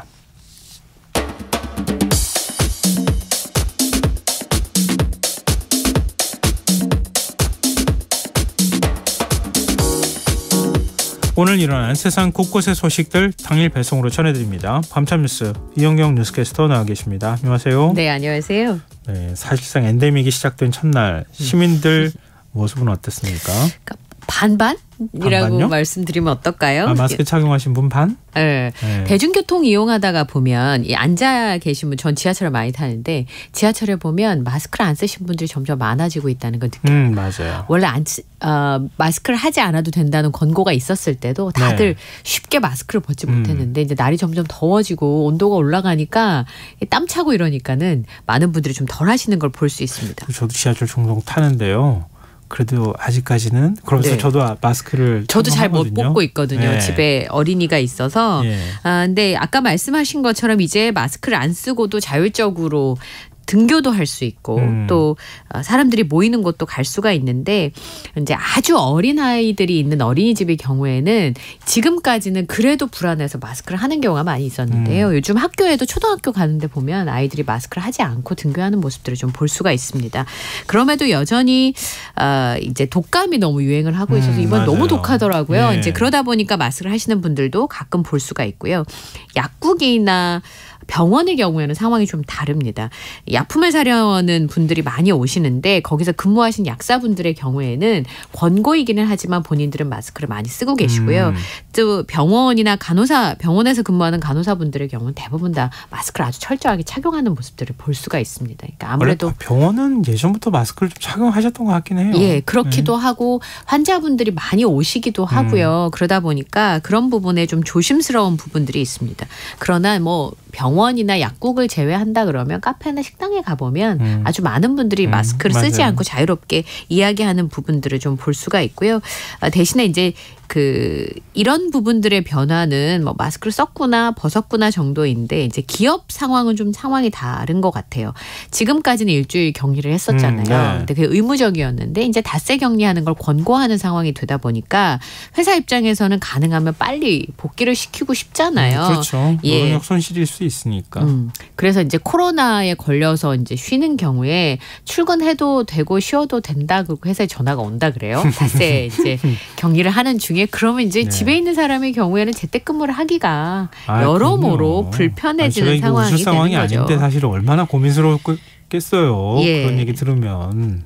그리고 이제 어떤 직장에서는 코로나 확진자를 제외하고는 다들 이제 업무에 복귀해라 이런 공지가 나왔다는 얘기들도 있고 실제로는 공가 지원을 중단한다든지 연차 사용을 공지했다는 게시물들이 올라오고 있어서 직장인분들은 꽤 고민이 커지지 않을까 싶어요. 앞서 저희가 일부에서 서울시 출산 대책에 대해서 얘기했지만 출산휴가 가도 돼 가. 그러면서 뒤에서 진짜 가네 이렇게 직장 문화가 좀 바뀌었으면 좋겠어요. 그런 면에서 이런 것도 역시 그냥 쉬어도 된다 이렇게 얘기하지 말고 좀 시원스럽게 좀 아프면 잠깐 쉬었다가 나와도 돼 이렇게 좀 얘기해 주면 좋겠어요. 쉬라고 얘기해 줬으면 좋겠어요. 소비 패턴에도 변화가 나타났다고요? 코로나19 때랑 거꾸로 생각하시면 돼요. 코로나19 때는 배달 많아지고 온라인 쇼핑들을 많이 사용했잖아요. 그래서 원래 온라인 쇼핑들이 40대, 50대 정도 많이 하셨다고 생각했었지만 코로나를 거치면서 나이가 많으신 분들도 생존의 위협을 받을 지경까지 한 번은 이르렀었잖아요. 그렇죠. 마스크를 구입하지 못하는 상황도 있었고 그러다 보니까 온라인 쇼핑을 많이 했었는데 이제 다소 주춤한 모습을 볼 수가 있습니다. 2023년 4월 온라인 쇼핑 동향을 통계청에서 발표했는데 4월에 온라인 쇼핑 총 거래액이 17조 8,615억 원이었습니다. 지난해 같은 달과 비교하면 6%가 늘어난 상황이었는데요. 온라인 쇼핑 거래액 증가율이 작년 8월에 15.9%까지 올라갔지만 등락은 좀 있습니다만 계속 감소 추세에 있고요. 3월달 대비해서 온라인 쇼핑 거래액은 4.3%, 모바일 쇼핑 거래액은 3.9%가 줄어들고 있습니다. 대신에 온라인 쇼핑은 줄고요. 이제 야외 활동이 활발해질 수 있잖아요. 그러니까 영화도 보러 가시고 문화, 놀러 가시고 레저. 그다음에 바깥에서 식사하시는 그런 외식 문화 이런 것들이 거래가 좀 늘어나고 있습니다. 반대로 배달 음식은 지금 많이 줄고 있어서요. 10개월째 감소하는 추세를 보이고 있고요. 여행이나 교통 서비스 거래액이 지난해 같은 기간에 비해 43.3%가 증가를 했다고 합니다. 그리고 레저 서비스 문화의 거래액도 22.7%가 늘어난 상황이고요. 음식료품도 11.4%가 증가했습니다. 그다음에 화장품 거래액도 네. 예, 4월에 9.5%가 늘어나서 증가세로 돌아섰지만 반대로 배달 음식을 뜻하는 음식 서비스 거래액은 1.4%가 감소한 모습을 보여줬습니다. 코로나19 시기에 눈 화장품만 많이 그마저도 안 했습니다. 뭐 그런 얘기 했었는데 네. 전체를 화장을 해야 할 필요가 있을 테니까요. 네. 아무래도 판매량이 늘어나네요. 요즘 해외여행객도 굉장히 많아졌어요. 네, 피부로 많이들 느끼실 텐데요. 네. 한국은행이 31일에 올 1분기에 우리나라 사람들이 해외에서 쓴 신용카드, 체크카드, 직불카드 합계액을 보니까 46억 달러로 직전 분기에 비해서 14.8%가 늘어났고 작년 같은 기간에 비하면 50.3%가 늘었습니다. 작년에도 여행을 조금씩 가기는 했었어요. 그 전해에 비해서는. 네. 그렇지만 해외여행 그 수요가 아주 급증했다고 볼 수 있고요. 그래서 또 한편으로는 환율이 많이 올랐기 때문에 사실 원화로 환산해 보면 상승한 금액이 많아질 수도 있습니다. 근데 좀 달라진 게 있다면요. 네. 국내 주요 여행사들이 올해 이제 7월, 8월에 예약을 한 해외여행을 보면 거리가 점점 멀어지고 있어요. 예전에는 제주, 일본, 네. 일본계는 좀 가까운 곳을 다녀오셨다면 이제 네. 규제가 완전히 풀렸으니까 멀리 가시는 분들이 늘어나고 있습니다. 그래서 한 여행사에서 집계해 보니까 이번 여름 휴가 시즌에 제일 많은 해외여행지가 유럽이었어요. 20.5%였고요. 네. 그다음이 베트남, 일본의 순으로 집계가 됐는데요. 예전에는 가까운 곳에 많이 갔고 사실 항공 노선들도 많이 제한적이었는데 이제 그런 네. 부분들이 많이 풀리고 나니까 3년 동안 억눌렸던 장거리 여행 수요가 좀 폭발한 게 아닌가 이런 생각이 좀 듭니다. 그리고 여름 성수기를 포함해서 3분기 해외 패키지 여행 상품, 항공권 예약률도 전분기 대비해서 80%가량이 늘어났다고 합니다. 근데 이게 원래 광고라는 게 끊임없이 결핍을 조장한다고 뭐 이렇게 얘기를 하는데요. 네. 무슨 예능 채널 보니까 요즘은 노르웨이하고 핀란드 안 가면은 여행 가는 것 같지 않게 그렇게 또 계속 북유럽 쪽을 많이 보여주더라고요. 저는 남미가 나오는데요. 멀잖아요, 진짜. 진짜 멀죠. 근데 너무 아름다운 자를 보니까 한 번쯤 갔으면 좋겠다는 생각을 저절로 하게 되긴 하더라고요. 다른 사람들 다 가는 데는 이제 나는 안 가. 난 새로운 데 갈 거야. 이렇게 하면 아프리카 간다거나 이렇게 된다고. 너무 덥습니다. 그러니까 말이에요. 이게 참 여행을 하고 싶어하는 욕망이라는 게 그렇죠. 본능에 가까운 일이 돼버린 거 아닌가 싶네요. 네, 다음 뉴스로 가보겠습니다. 해병대에서 선임병이 후임병을 가혹행위를 하는 영상이 좀 공개가 됐어요? 아마 군 관련 제보 창구로 많이들 아실 거예요. 페이스북 페이지인 육군훈련소 대신 전해드립니다에 지난달 26일에 제보가 하나 올라왔는데 영상이에요. 해병대 생활관으로 추정됩니다. 의상을 보니까 그런 것처럼 보이더라고요. 네. 한 병사가 바닥에 엎드려 뻗쳐를 하고 있고 그 옆에 침대 옆에 병사 한 사람이 기대고 있습니다. 그러면서 엎드려 뻗쳐 있는 병사의 머리채를 잡거나 욕설을 하거나 위협을 하는 모습이 계속 반복되는 영상입니다. 예. 침대 위에 병사가 왼손을 들어 올리면서 이렇게 마치 때릴 것처럼 예. 그렇게 위협을 하는 모습도 있고 발로 걷어차려는 신용을 하는 모습도 동영상에 담겨져 있습니다. 네. 이 영상이 지난 3월에 4월 사이에 한 SNS 계정 스토리에 올라왔는데요. 영상에는 맛 후임을 의미하는 단어로 추정되는 내 마투는 강하게 키워요라는 자막이 들어가 있어요. 예. 그래서 이 제보 페이지 측에서는 해당 SNS 계정에는 이번뿐만 아니라 지속적으로 이 동영상이 촬영돼서 올라왔다. 그러니까 가혹행위의 의혹을 제기한 상황이고요. 그리고 이 모습을 봤을 때 이게 일부 부대에서 여전히 장병의 인권 개선 문제는 좀 멀어지는 건가라는 생각이 좀 드네요. 해병대로 추정된다고 말씀하셨는데 네. 해병대는 너무 티가 나니까 의상을 보면 아니라고 하긴 어려울 것 같은데요. 혹시 해병대에서 조사를 했습니까? 예, 해병대 측에서 입장을 밝혔는데요. 우선 첫 번째는 사실관계를 확인해 보니까 해명이 조금 석연치가 않아요. 예. 촬영자랑 영상에 등장하는 사람이 동기래요. 그래서 연출해서 촬영한 거다. 예. 그런데 이후에 영상 속의 인물들이 동기가 아니라 선후임 관계란 추가 제보가 들어왔습니다. 그래서 이제 언론사에서 계속 추가로 확인을 하지 않았겠습니까? 예. 그러니까 해병대에서 선후임이란 관계라는 걸 뒤늦게 알았다라면서 최초 해명이 틀렸다는 걸 인정을 했습니다. 그리고 처음 해당 부대를 특정한 뒤에 급히 사실관계를 파악해서 보고하는 과정에서 일부 오류가 있었고 우리가 사건을 축소하거나 은폐하려는 것은 아니었다라는 있다라는 해명을 했는데요. 지금 이 사건은 군사경찰에서 조사에 착수한 상황이고요. 영상 속의 선후임이 모두 연출된 상황이라고 주장을 하고 있습니다만 엄정하게 처리를 할 거다라고 얘기를 했습니다. 그리고 제가 보니까 2기수가 나는 뭐 선후임이다 이런 해명 그 처음에 답변도 있었는데 나중에 보니까 4기수 차이가 난다고 합니다. 해병대에서 4기수는 많이 차이 나는 거예요. 그리고 군에서 다른 복잡한 내용도 아니고 기수나 동기인지 이 정도 파악하는 게 오류가 날 수 있을까요? 이런 의문이 제기가 되네요. 해병대에서는 사건을 축소하거나 그럴 의도가 없었다고 하는데 지금 말씀 들어보니까 축소하려고 했다고밖에 생각할 수가 없는데요. 네. 이게 헷갈릴 수가 없는 거고 보고가 안 될 수가 없는 건데 이걸 어떻게 4기수 차이를 동기라고 얘기를 합니까? 이해할 수가 없네요. 하여튼 이후에 예를 들어서 해병대에서 어떤 조치가 됐는지에 대해서도 언론이 좀 관심을 가지면 좋겠어요. 그럼요. 네. 그리고 국내에서는 요즘 뭐 여군 성폭력 문제도 끊이지 않고 나오고 있어요. 지난번에도 뭐 기사 보고 저도 깜짝 놀라기도 했는데요. 뭐 일종의 외모 품평도 하고 이랬던 걸 뭐 대대로 물려준다고 하는 얘기를 들으면서 야, 뭐 어떻게 이렇게까지 하나 이런 생각도 했어요. 그 집단지성이란 말도 있는데 거기를 못 벗어나는 건가? 뭐 이런 생각이 들기도 하고요.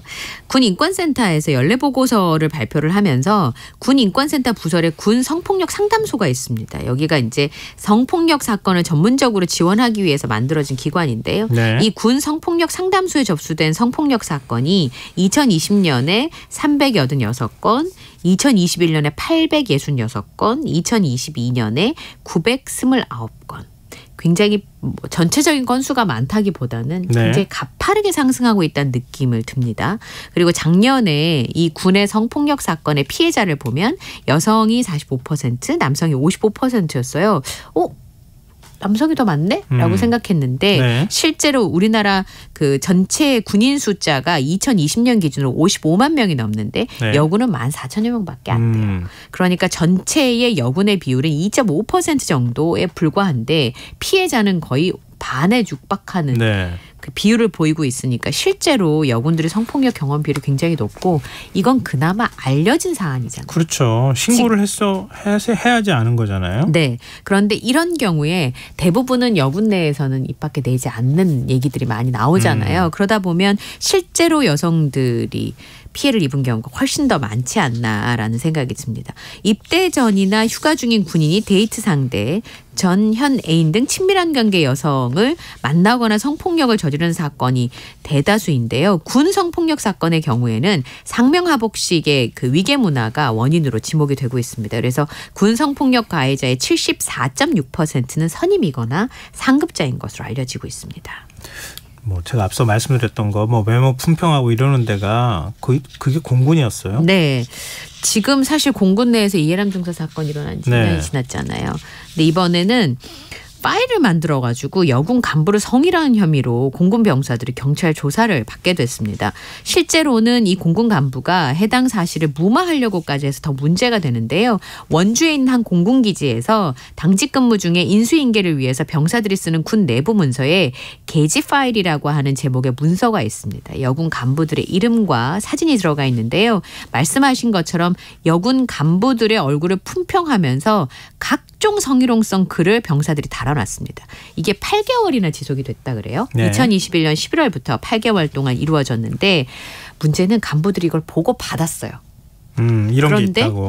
아무런 조치도 취하지 않았고 오히려 신고자에게 문제 삼는 일 자체가 자신이 피해당했는지도 모르는 피해자들에게 2차 가해를 될 수 있다. 해당 파일 삭제를 권유했다고 합니다. 나중에 이 사실을 알게 된 공군이 부적절한 업무인계 노트를 작성한 것으로 신고된 전역한 병사 1명을 명예훼손 혐의로 민간경찰에 수사 의뢰를 했고요. 보고를 지원한 간부에 대해서는 징계 입건했습니다. 또 제대하고 나니까 사실 뭐 물론 민간 경찰에 넘겼다 하더라도 얼마나 이게 처벌받을 수 있을까 모르겠네요. 하여튼 처음에 이걸 시작한 병사는 정말 반성해야 될 것 같아요. 자, 지금 여러분께서는 KBS 라디오 김성환의 시사회와 함께하고 계십니다. 밤참수 계속 이어가겠습니다.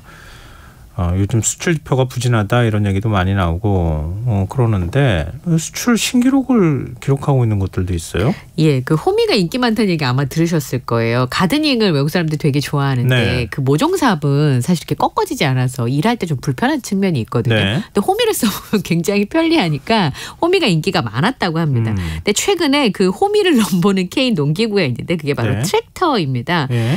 보니까 2020년부터 트랙터 수출이 가파르게 성장을 해서 작년에 수출 신기록을 세웠는데요. 수출액이 1년 전보다 23%가 늘었습니다. 왜 이렇게 늘어났나 저는 그게 굉장히 궁금했었는데 네. 우리나라에서는 트랙터를 수입하는 비율은 굉장히 줄고 수출이 굉장히 많이 늘었는데요. 코로나19가 오기 직전인 2019년에 비해서 2.2배나 상승했다고 합니다. 이게 소규모 농작이 늘어나면서 이런 일이 발생했다고 관세청에 설명을 했는데 네. 코로나19 시대에 다 격리가 돼 있잖아요. 그렇죠. 그러면 취미로 그때도 반려식물 키우고 뭐 이런 네. 일들이 많았었는데 네. 그러다 보니까 취미로 농작을 하는 경우가 굉장히 많았어요.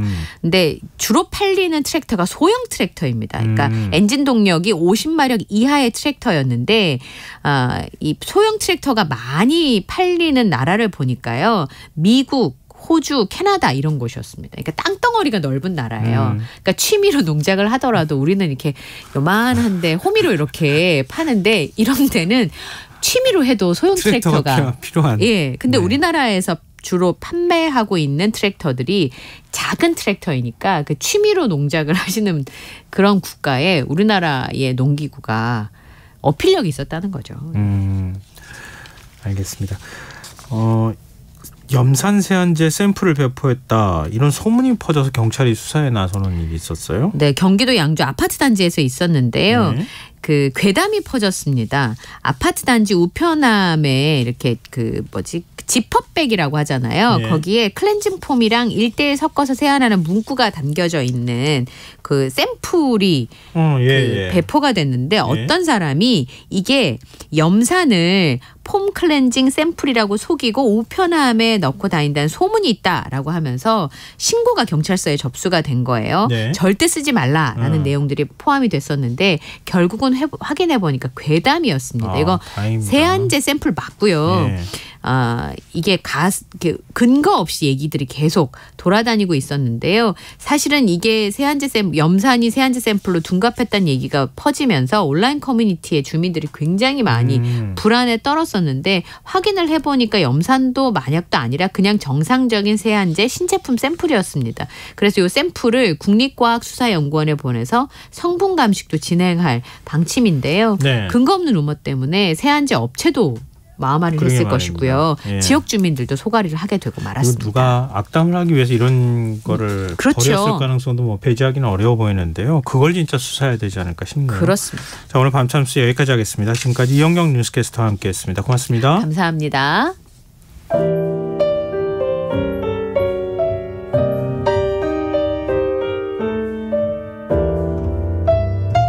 내일의 품격 김성환의 시사야에서 챙겨가세요. 하루를 마무리하는 시간 꺼내보는 당신의 지식 창고 KBS 1라디오 김성환의 시사야.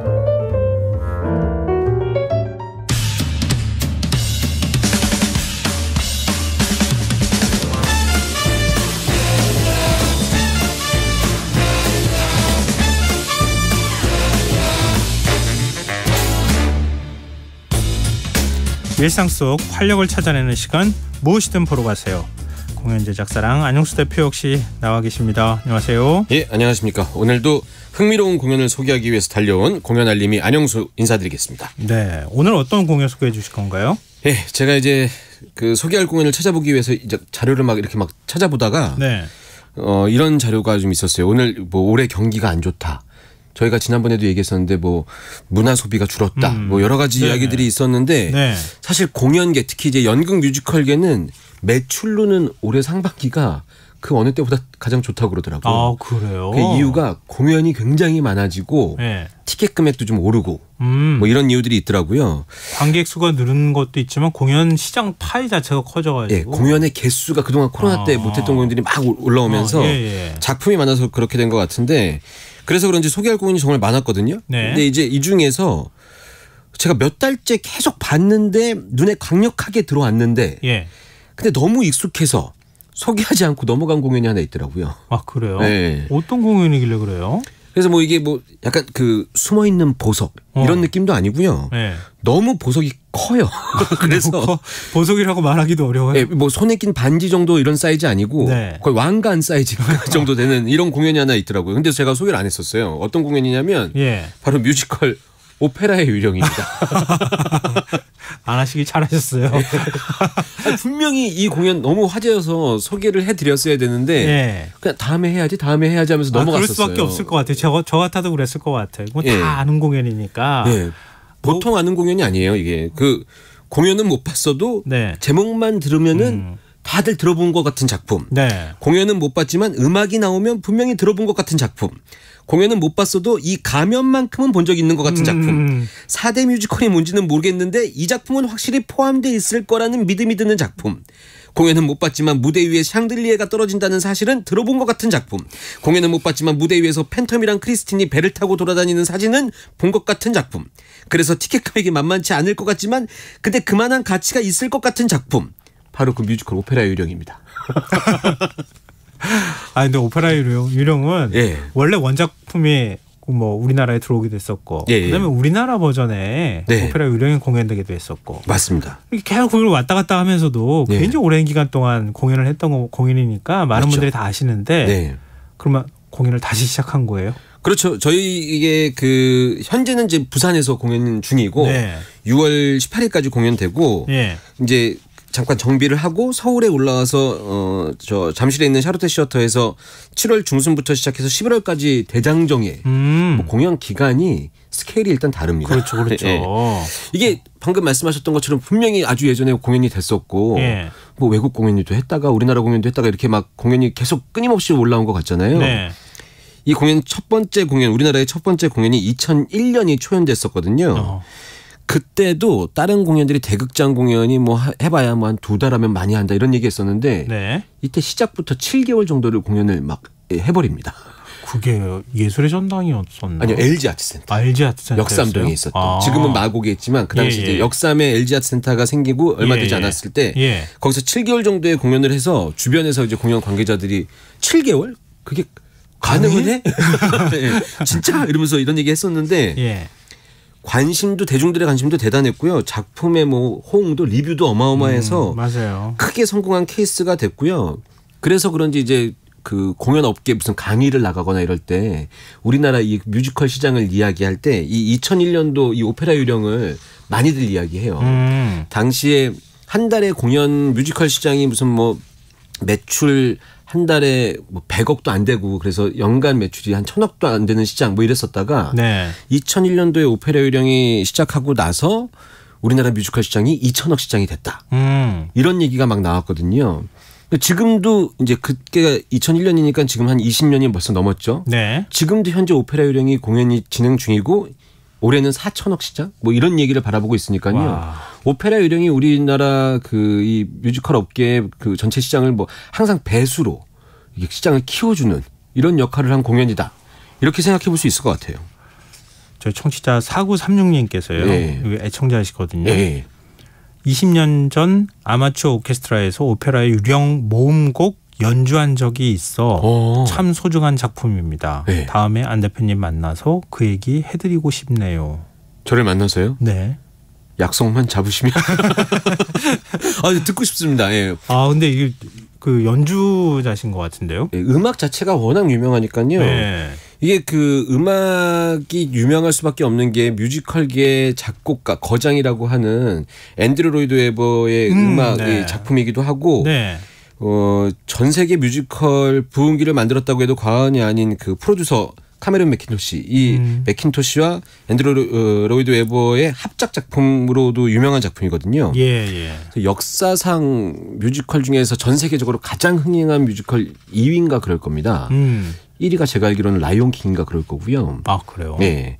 그래서 이 어마무지한 정말 그 기록들을 갖고 있고요. 뭐 보통 저희가 무슨 뭐 공연이 여태까지 몇 회 공연을 했다 이런 얘기하면 몇 천 회 이런 얘기하고 그것도 연속 공연이 아닌 경우도 많은데 이 오페라의 유령은 웨스트엔드, 브로드웨이 양쪽에서 다 10,000회 이상 연속 공연 기록을 갖고 있는. 만회요? 네, 10,000회요.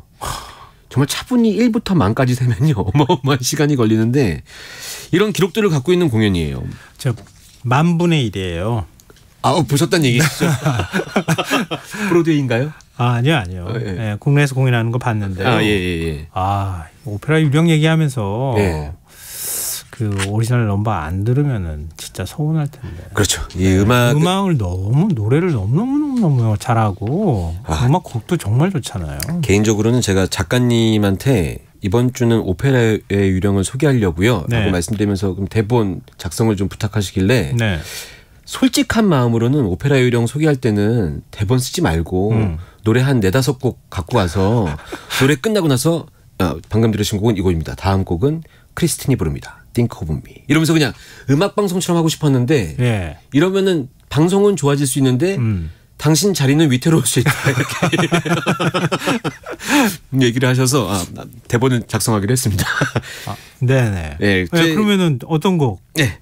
첫 번째 곡은 가장 대표적인 곡을 안 듣고 넘어갈 수가 없어서 아마 시작하자마자 딱 들으시면 하면서 심장이 쿵쾅거리시는 걸 느끼실 것 같은데 네. 오페라 유령의 가장 대표곡이죠. 오페라 유령. 팬텀 오브 디 오페라. 노래 이제 시작 전주만 나오면 바로 알아채실 만한 그 노래 준비했습니다. 상징적인 노래이기 때문에 아마 들어보신 분 굉장히 많을 것 같아요. 그리고 지금 현재 우리나라 배우들이 공연 중인데 뭐 라이선스 문제도 여러 가지가 있고 해서 이번 그 넘버는 오페라 유령 전 세계 공연 25주년을 기념해서 발매된 로얄 알버트 홀에서 공연 실황 버전으로 준비됐었던 그 넘버 갖고 왔거든요. 네. 요걸로 한번 들어보시죠. 네, 듣고 오겠습니다.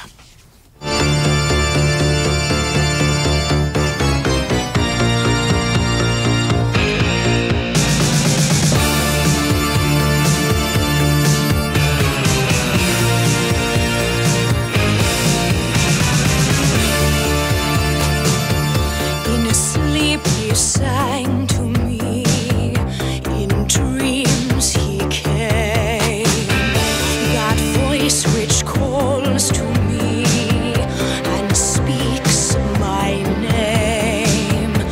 And do I dream again? For now I find the phantom of the opera is there inside my mind.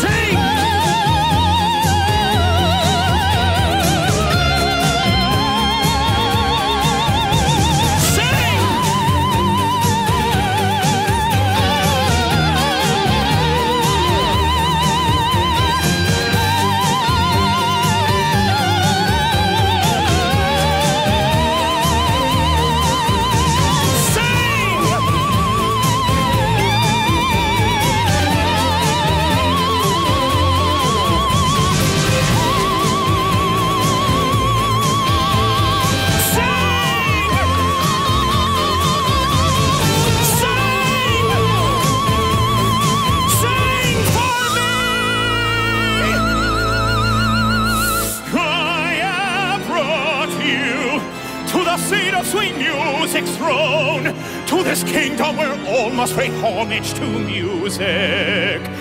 Music. You have come here for one purpose and one alone. Since the moment I first heard you sing, I have needed you with me to serve me, to sing for my music.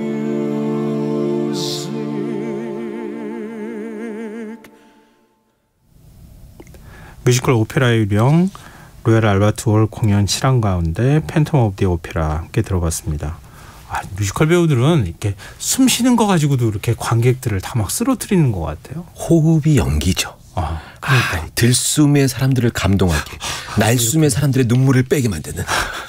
근데 11시 41분에 듣기에 너무 막 고음으로 막 한참 올라가가지고 잠 다 깨셨을 것 같아요. Sing for me. 여기서 사람들이 막 해야 되는데 시간에 따라서 좀 다르게 들릴 수도 있다는 점 이해해 주셨으면 좋겠습니다.